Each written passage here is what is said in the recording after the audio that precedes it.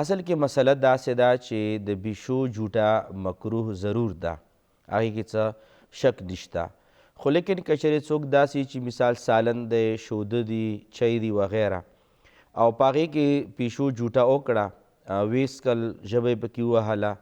نو دا کس به خالی نه وي، یا به دا خپله غریب وي، د دې څیزونو نه علاوه به نور څیزونه نه وي، او یا به مالداره وي، نورې چای هم پخولی شي، نور پی هم راوړی شي، نور سالن هم پخولی شي وغیره.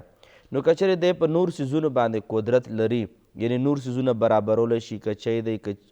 شوده دي، او که هغه سالن دی وغیره، نو د دپاره دا جوټه چې دا مکروه ده. او که چېرې په خپله باندې غریب وي، نو خوړی هم شي، استعمالولی هم شي، هېڅ حرج پکې نشته، ځکه چې په خپله باندې غریب دی، نور وسعت شته نه، لحاظه عمده د وخوري، څه مسله پکې نشته. نو چې کوم مفتي صاحب خبره کړې چې غریب له دې ورکړي، نو وجه دا ده چې ده سره چونکې وسعت شته، او غریب دپاره د پیشو جوټه مکروه نه ده، علماو لیکلي. نو لحاظه نو غریب له ځکه ورکول پکار دي چې هغه دپاره د پیشو جوټه په منزله د مکروه کې نه ده، هغه دپاره استعمال جایز دی. نو ځکه مفتي صاحب دا ویلی دي چې خپله دې وخوري، او کني غریب له دې ورکړي، ځکه چې غریب دپاره دا جوټه بیا مکروه پاتې کېږي نه، د هغې د غربت د وجې نه. او که خپله انسان غریب وي هم خوړی شي، ځکه چې د سره مزید